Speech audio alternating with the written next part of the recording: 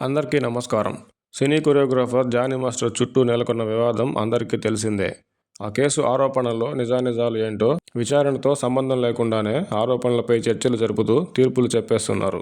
Johnny మాస్టర్పై పెట్టిన కేసును police విచారణకు వదిలిపెట్టి ఈ కేసును బూచిగా చూపిస్తూ సాగుతున్న రాజకీయ క్రీడను గమనిస్తే గురువింద పార్టీల తీరు బయటపడుతుంది.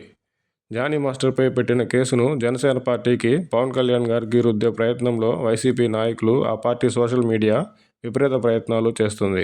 అధికారం పోగానే గతం మర్చిపోయినట్టు గత 5 ఏళ్లలో వైసీపీలో వివిధ హోదాల్లో ఉన్న ప్రముఖ నాయకులు, ప్రజాప్రతినిధులు, మంత్రులు ఇలా ఎందరో వైసీపీ కీలక నేతలు ఎన్నో రకాలుగా ఇటువంటి ఆరోపణలతో ప్రజలకు నిస్సిగ్గుగా దొరికిన వైసీపీ సదరు నేతలపై ఎటువంటి చర్యలు తీసుకోకపోగా వాటిని వెనకేసుకు వచ్చిన విధానాన్ని ప్రజలు గమనించే ఎన్నికల్లో తగిన బుద్ధి చెప్పారు.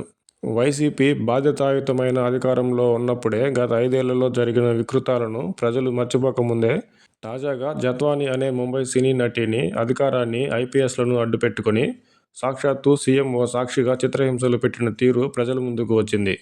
2024 ఎన్నికలకు కొన్ని నెలల ముందు జనసేన పార్టీలో చేరిన జానీ మాస్టర్ చుట్టూ వస్తున్న ఆరోపణలు 5 సంవత్సరాల క్రితం నాటివి. అప్పట్లో పార్టీలో లేని వ్యక్తిపై ఆరోపణలు ఇప్పుడు పార్టీకి అంటగట్టాలని జనసేన పార్టీ వైపు వేలు చూపించేవారు మిగిలిన అన్ని వేళ్లు వారి వైపే ఉన్నాయనే విషయం మరవకూడదు.